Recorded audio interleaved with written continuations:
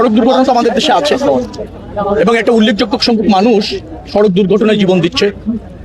এর জন্য ইতিমধ্যে সরকার বেশ কিছু পদক্ষেপ নিয়েছে, বিশেষ করে স্পিড ম্যানেজমেন্ট, নিরাপদ সড়ক আইন, মৃত্যু 2030-এর মধ্যে অর্ধেকে নিয়ে আসা, বিশ্বব্যাংক, এডিবি, ওয়ার্ল্ড হেলথ অর্গানাইজেশন তাদের পরামর্শ এবং সহযোগিতায় আমরা কিন্তু কাজ করছি।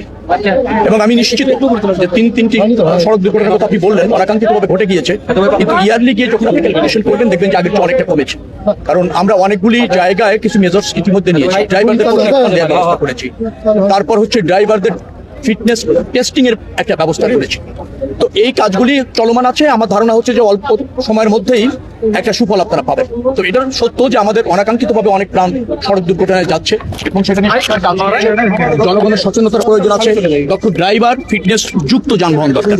তো সেই জায়গায় দীর্ঘদিনের একটা জনজীর্ণতা আছে, অব্যবস্থাপনা আছে। আমরা অল্প সময়ের মধ্যে হলেও সেইগুলিকে একটা জায়গায় আমরা নিয়ে আসতে সক্ষম হচ্ছি। বিআরটিএ, বিআরটিসি সহ এর সাথে যারা জড়িত, হাইওয়ে পুলিশ, তাদেরকে প্রশিক্ষিত করা হচ্ছে, তাদের দায়িত্ব সম্পর্কে কনসার্ন করা হচ্ছে, আইন আসছে এবং ধরেন শৃঙ্খলা আনার জন্য সমন্বিতভাবে কর্মপরিকল্পনা মধ্যেই তো একটা ভয়াবহ আকারে ধারণ করতে চলেছে। এবং দীর্ঘদিন ধরে আপনি দেখবেন যে এই মাদকের একটা অভয়ারণ্যের মতো হয়েছে। সেটা নিয়ন্ত্রণ করবার জন্য আইনও চেঞ্জ হয়েছে, পার্লামেন্টে দেখবেন। তো আর ড্রাইভার যারা আছেন তাদের ডোপ টেস্টের ব্যবস্থা ইতিমধ্যে কিন্তু নেওয়া হয়েছে। আবার আমাদের অনেক সংখ্যক ড্রাইভার আছে তাদের সঠিক প্রশিক্ষণ নেই।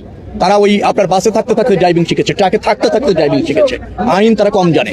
তো এদেরকে আমরা এই ড্রাইভিং লাইসেন্স প্রদান এবং তাদের প্রশিক্ষণ, অ্যাট দ্য সেম টাইম তাদের টেস্ট করে ফিটনেস বোঝে, জানে এবং গাড়ি চালাতে সক্ষম মানসিক এবং শারীরিকভাবে এই ধরনের ড্রাইভার আমরা পর্যায়ক্রমে প্রতিষ্ঠিত করছি। তবে এটা অস্বীকার করছি না যে দীর্ঘদিন এখানে একটা জনজীর্ণতা আছে, অব্যবস্থাপনা আছে এবং দেখভালেরও ঘাটতি ছিল। কিন্তু বর্তমান সরকার এ ব্যাপারে ভেরি সিরিয়াস এবং আপনারা সুফল পাবেন। এবং আমি আপনাকে মনে রাখবেন, বছর শেষে হিসাব করে বলবেন যে কোনো সময়ের চেয়ে সড়ক দুর্ঘটনার পরিমাণ ডেফিনেটলি কমছে, ধারাবাহিকভাবে কমছে। তবে যে তিনটি সড়ক দুর্ঘটনা আপনি উল্লেখ করেছেন সেটা অনাকাঙ্ক্ষিতভাবে ঘটে গিয়েছে। আমরা মনে দাঁড়িয়ে আছি, তার উপর একটা ব্রিজ, 68 মিটারের মতো ব্রিজটা। এই ব্রিজটা আমরা তো দেখবেন যে মানসম্মতভাবে ফ্যাসিলিটিসগুলি রেখে এখানে যাতে অবৈধ স্থাপনা দোকান সাময়িকভাবে বসতে না পারে সেই জন্য একটা লেনও আমরা আলাদা করেছি, লেনটা প্রোটেক্ট করেছি এবং সৌন্দর্য বর্ধনের জন্য কিছু দেখবেন যে আর্টিফিশিয়ালি কাজ এখানে হয়েছে। তাতে পর্যাপ্ত লাইট হবে, পর্যটনের মতো হবে। নদীটাও ইতিমধ্যে এলজিআরডি মন্ত্রণালয় এবং আমার মনে হয় পানি সম্পদ মন্ত্রণালয় থেকে, পানীয় সম্পদ মন্ত্রণালয় থেকেও বেশি কিছু ইনিশিয়েটিভ দিয়েছে। সারা দেশব্যাপী একটা উন্নয়নের আপনি বলতে পারেন ঢেউ শুরু হয়েছে। এই সরকার জনগণ কর্তৃক নির্বাচিত সরকার, যেখানে যে উন্নয়ন দরকার ইনফ্রাস্ট্রাকচার এবং ট্রান্সপোর্টের ক্ষেত্রে আমরা সেটা করছি, আমলে নিচ্ছি, বাস্তবায়ন করছি। তো এটা বগুড়াবাসীর জন্য একটা সুখবর। আরো জেনে অবাক হবেন যে এই এলাকার ইনফ্রাস্ট্রাকচার ডেভেলপ করার জন্য আপনারা ছিলেন যে আজকে এই বগুড়াতে কিন্তু একটা জোন আমরা প্রতিষ্ঠিত করেছি 5টি জেলা নিয়ে। তার মানে হচ্ছে কি জোন এখানে তদারকি করবে, ফাংশন করবে, নতুন প্রকল্প নেবে যেগুলি জনবান্ধব হবে, রাষ্ট্রকে যেটা আপনার ডেভেলপ করবে, সেই ধরনের ইনিশিয়েটিভ ইতিমধ্যে শুরু হয়েছে। আবার আজকেও যদি জানা আরেকটা মনে হয় আমাদের একটা পরিবেশের জন্য, মানুষের মানে চলাচলের জন্য, বিনোদনের জন্য উন্মুক্ত পরিবেশে মানুষ যাতে তার মেধা মননের বিকাশ হয় সেই লক্ষ্যে কিন্তু একটা পার্কের হচ্ছে, রেল জংশন হচ্ছে এবং রেল লাইন হচ্ছে বগুড়া থেকে সিরাজগঞ্জ পর্যন্ত। প্রচুর পরিমাণের অবকাঠামোগত প্রকল্প আমি বলবো, বিশেষ করে রোড ডেভেলপমেন্টের ক্ষেত্রে আমরা ইতিমধ্যে নিয়েছি।